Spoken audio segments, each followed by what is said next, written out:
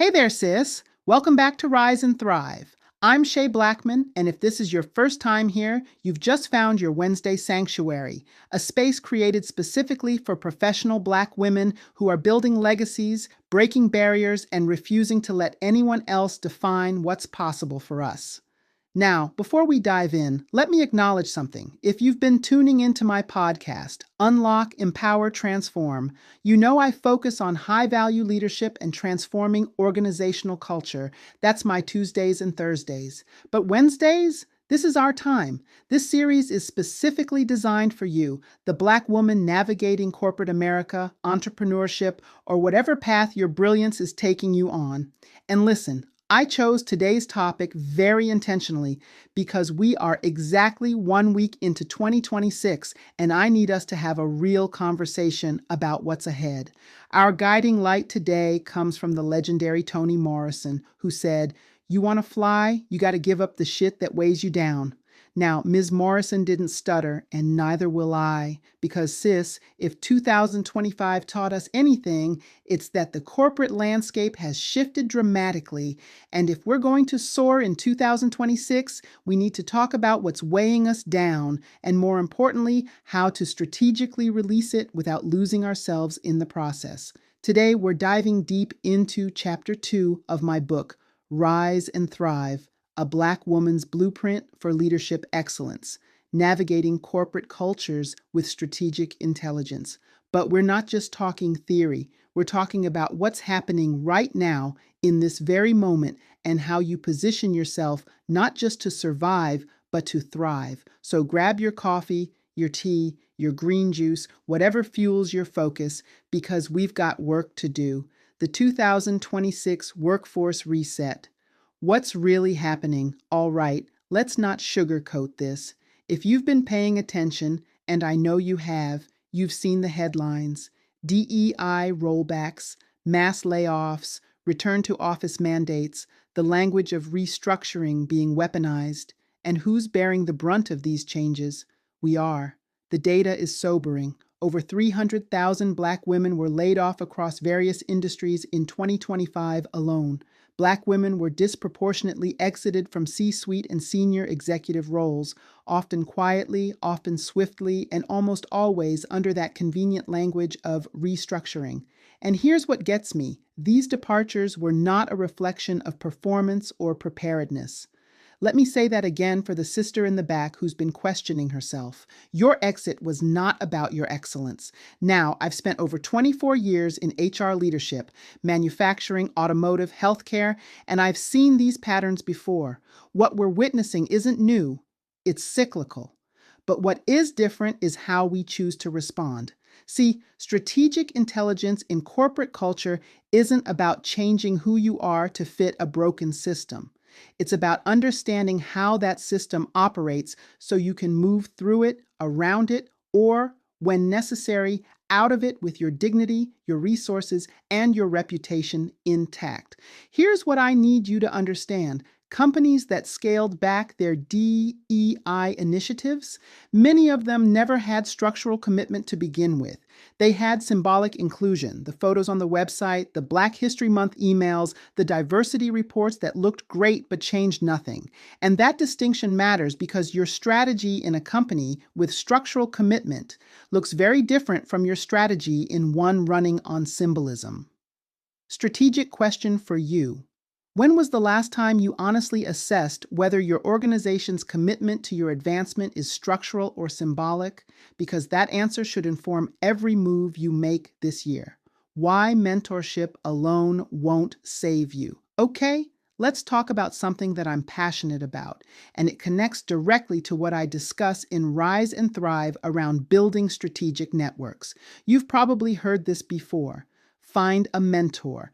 And yes, mentors are valuable. But here's what nobody tells you. Mentorship alone will not get you to the executive table. We are over-mentored and under-sponsored, and that gap is costing us careers. What's the difference? A mentor will give you advice. A sponsor will give you access. A mentor will tell you how they navigated a challenge. A sponsor will put your name forward when you're not in the room. A mentor helps you understand the game. A sponsor changes the game in your favor. For Black women to thrive in this workforce, and this is backed by research, advancement requires sponsorship. We need leaders who use their influence to open doors, assign authority, and protect our trajectory. Development programs without access to real decision-making power, they only delay attrition. Now, here's the strategic intelligence piece. I've observed that in organizations that actually move Black women forward, there's a pattern. The women who advance aren't just talented. We're all talented. They've cultivated relationships with people who have positional power and are willing to use it on their behalf. So how do you find a sponsor? You don't walk up to someone and say, "Will you be my sponsor?" That's like asking someone to marry you on the first date. Sponsorship is earned through demonstrated excellence, strategic visibility, and relationship cultivation. Here's your action step. Identify someone in your organization or industry who has the power to influence decisions about your career. Study what they value. Find ways to contribute to their priorities. Build that relationship intentionally. Make it easy for them to see your excellence. And if you're thinking, "Shay, there's no one in my organization who would sponsor me," that's data too. That tells you something important about where you are and whether you need to be there. In my Shield Resilience Strategy Guide, which you can grab for free at the link in the description, I walk you through exactly how to assess your current support ecosystem and identify gaps in your sponsorship network. Because resilience isn't just about bouncing back, it's about building the infrastructure that keeps you from breaking in the first place. Strategic intelligence in a shifting landscape. Now, let's get tactical because I know that's what you came for. With all these changes happening, EEOC policy shifts, companies rolling back employee resource groups, the whole landscape transforming, how do you navigate without losing yourself or your sanity? First, I want to challenge a narrative I keep hearing that Black women need to learn how to adapt. Can we pause on that for a moment? Because the truth is, we've already mastered adaptation. Long before artificial intelligence entered the workplace, Black women had already mastered algorithmic thinking. We learned how to read environments, anticipate risk, optimize outcomes, and build resilience across incomplete data, often out of necessity. This isn't a skill we need to develop, it's a skill we need to recognize we already have and leverage strategically. What does strategic navigation look like in 2026? Let me give you 3 frameworks. 1. The cultural assessment framework. Before you make any major moves, asking for a promotion, confronting an issue, seeking a transfer, conduct a cultural assessment. Ask yourself, what does this organization actually reward? Not what they say they reward, but what behaviors get people promoted. What gets people protected when things go wrong? Understanding the gap between stated values and actual values is intelligence you can use. 2. The visibility sustainability balance. Here's something real. Black women should not have to choose between visibility and sustainability or between leadership and well-being. Yet in many organizations, that's exactly the choice we're forced to make. High visibility roles often come with high scrutiny and limited support, so the strategic question becomes, how visible do you need to be to advance? And what support systems do you need in place to sustain that visibility? This isn't about hiding, it's about choosing your battles, your timing, and your positioning with intention. 3. The exit strategy mindset.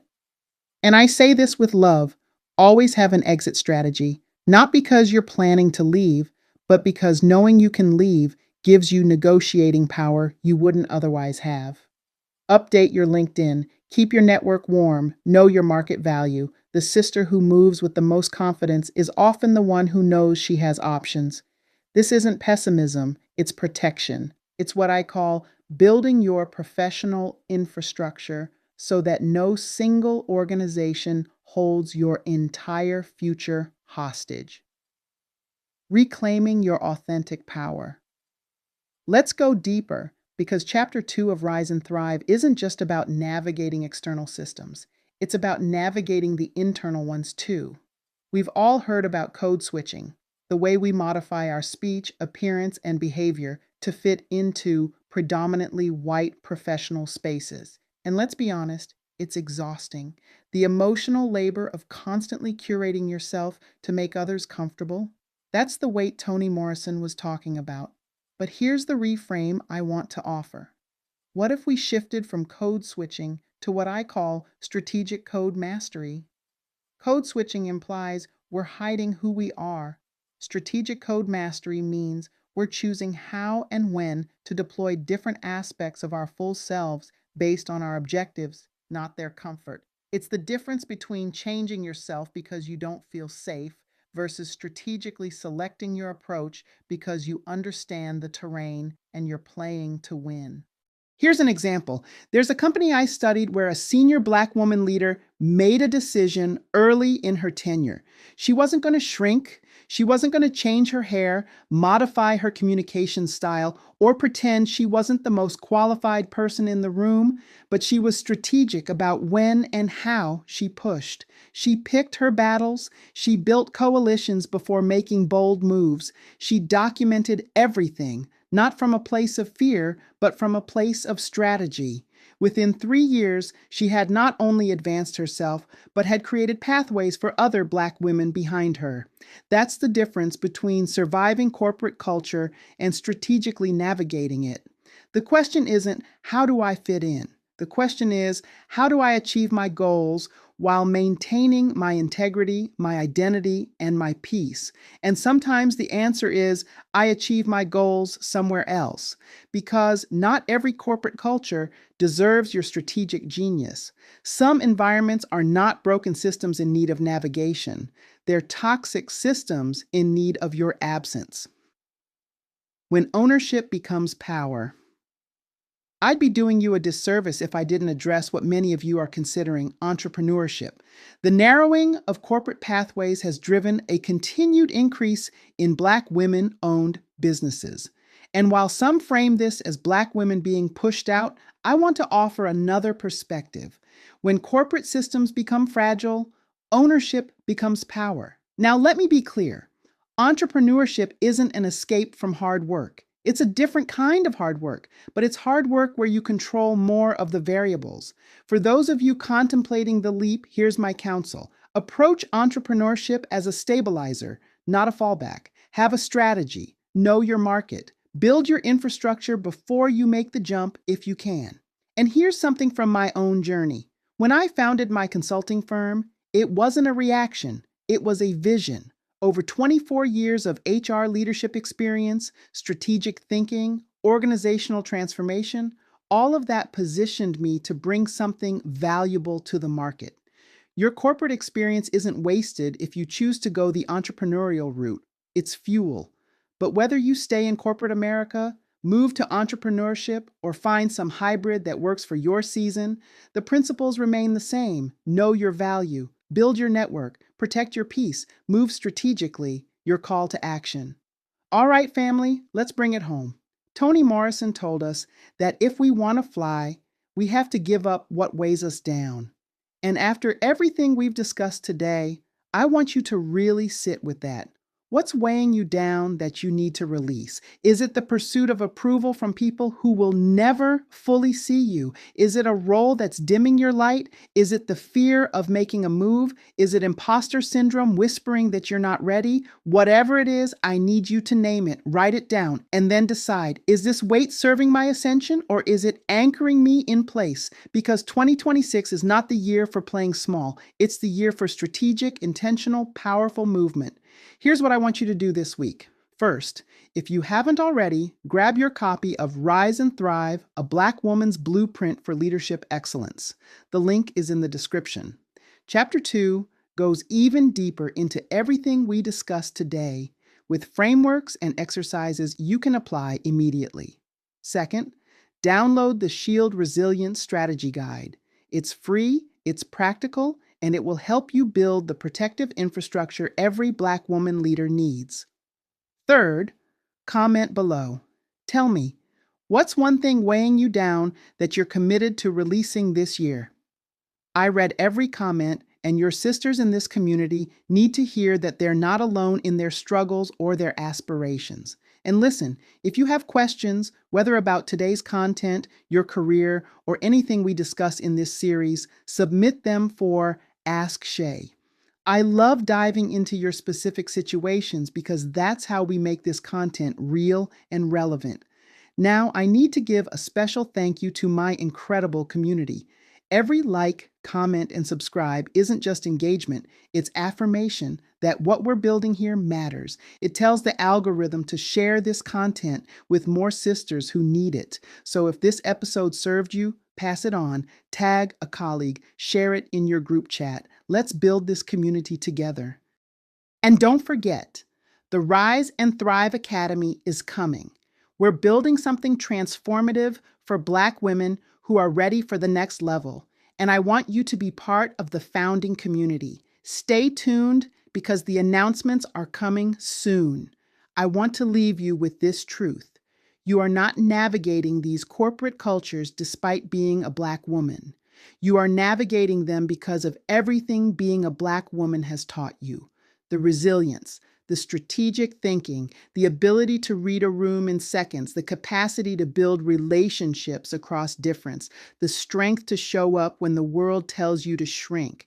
That's not a liability, that's a superpower. So fly, sis. Release what needs to go, and trust that the same God who brought you this far isn't about to leave you now. I'm Shay Blackman, and I'll see you next Wednesday. Until then, rise and thrive.